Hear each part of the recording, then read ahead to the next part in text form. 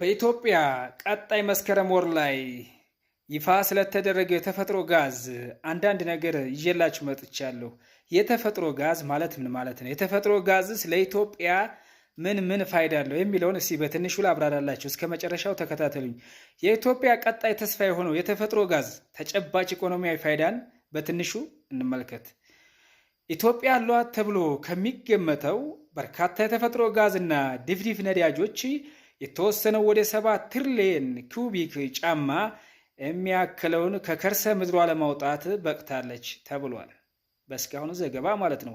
ታዲያ ይህ የተፈጥሮ ጋዝ ብዙ ወሳኝ የሚባሉ ጠቀሜታዎች ለሀገር ውስጥ ፍጆታም ሆነ ለኤክስፖርት እንዳሉት ይታመናል።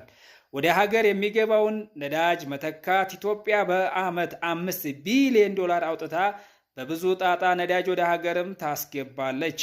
የተፈጥሮ ጋዝ ሲባል ብዙዎች የድፍድፍ ነዳጅን ማለትም ቤንዚንና ናፍጣን የመሳሰሉትን የሚተካ የማይመስላቸው አሉ። ነገር ግን ይህ ስህተት ነው። ምክንያቱም የተፈጥሮ ጋዝ አስፈላጊው ማቀነባበሪያ ፕላንት ከተገነባለት በአሁን ሰዓት እጅግ ተፈላጊ ወደ ሆኑት የነዳጅ አይነቶች ኮምፕሬሲቭ ናቹራል ጋዝ ሲኤንጂ ወይም እና ኤልኤንጂ ሊኩፋይድ ናቹራል ጋዝ ምርትነት ተለውጦ ፔትሮሊየም ነዳጅን መተካት ብቻ ሳይሆን በበለጠ መልኩ በጥሩ ጥራት ጠቀሜታ ይሰጣሉ። ለምሳሌ ኢራን 80% የሀገሪቷ መኪኖች የሚጠቀሙት የተፈጥሮ ጋዝ ሲሆን አርማንያ ደግሞ 77%፣ ጣሊያን 75%፣ ፓኪስታን እና ቻይና ወዘተ ደግሞ እንደዚሁ ምሳሌ መጥቀስ ይቻላል።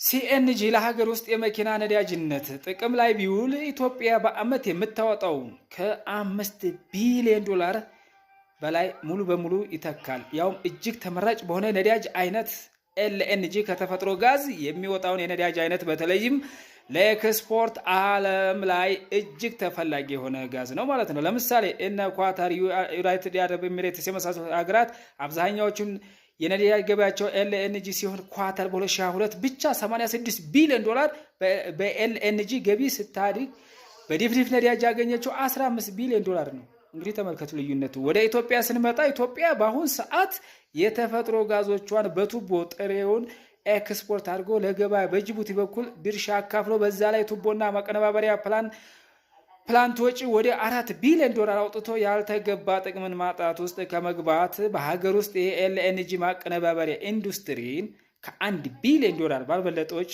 አቋቁሞ በቀጥታ በቦቴዎች ኤክስፖርት በማድረግ በብዙ ጥፍ ቢሊዮን ዶላር የኤክስፖርት ገቢ ማግኘት ይቻላል ማለት ነው።